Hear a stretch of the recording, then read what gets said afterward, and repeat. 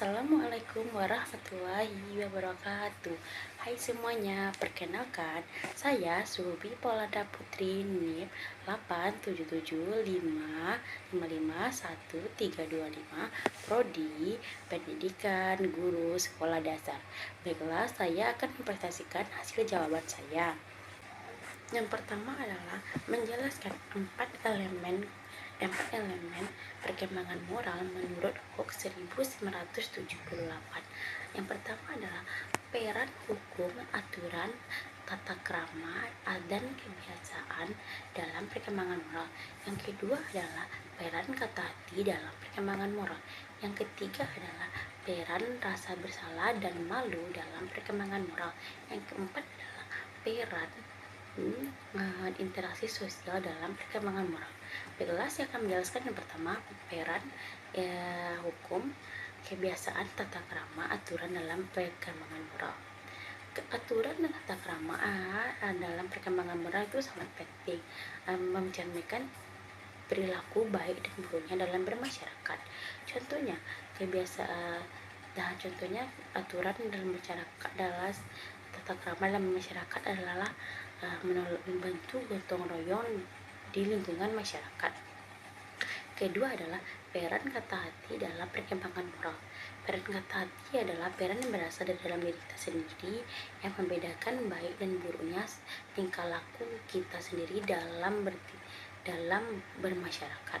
Contohnya adalah jika seorang anak menemukan uang di atas, ini di lingkungan rumah ya, jika seorang anak menemukan uang di atas meja tapi bukan uang dia, dan kata hatinya mengatakan lebih baik kita kembalikan kepada ibu saya atau saya ambil, dia akan membedakan mana yang baik dan buruknya. Mana baik mana buruknya. Kalau baiknya pasti akan dia kembalikan kepada ibunya, kalau buruk akan diambil uang itu dan tidak akan dikembalikan.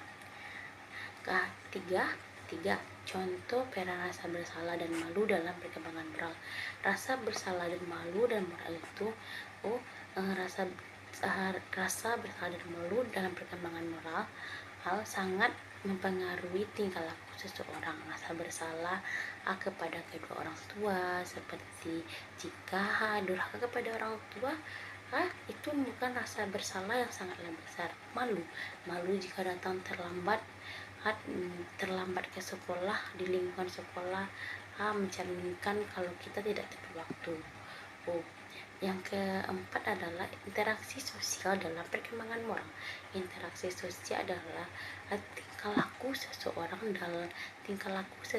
dalam lingkungan masyarakat. Tingkah laku yang mencerminkan perilaku baik buruknya seseorang, seperti bergotong royong, membantu tingkah laku baik, membantu masyarakat bergotong royong, membersihkan sampah.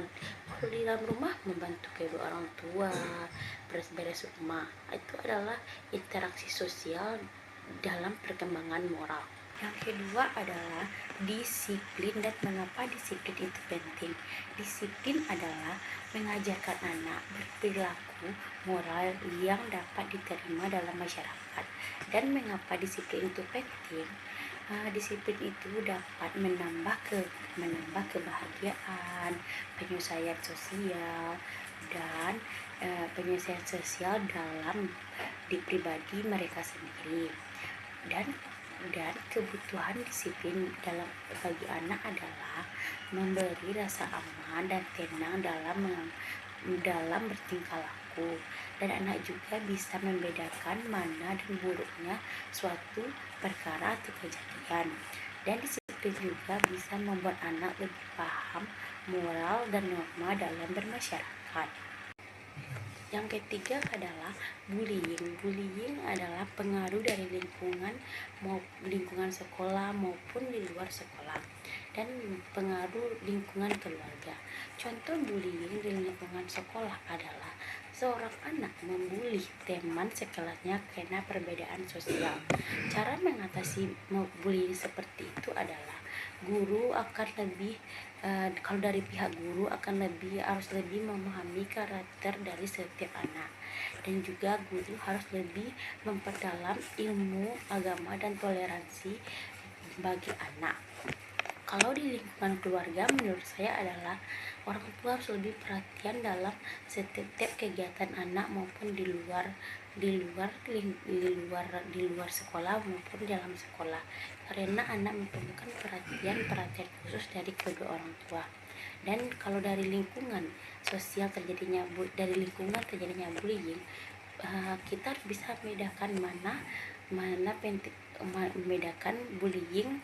Cara mengurangi stereotip gender pada anak adalah tidak membedakan antara gender laki-laki maupun perempuan. Orang tua harus lebih memahami perilaku anak laki-laki maupun anak perempuan, karena jika terjadinya stereotip gender atau membedakan gender pada anak laki-laki maupun anak perempuan akan memberi pengaruh buruk bagi perilaku mereka sendiri. Sampai di sini dulu hasil presentasi saya. Kalau ada salah mohon dimaafkan. Dan karena sama-sama kita belajar untuk menjadi lebih baik ke depannya. Dadah.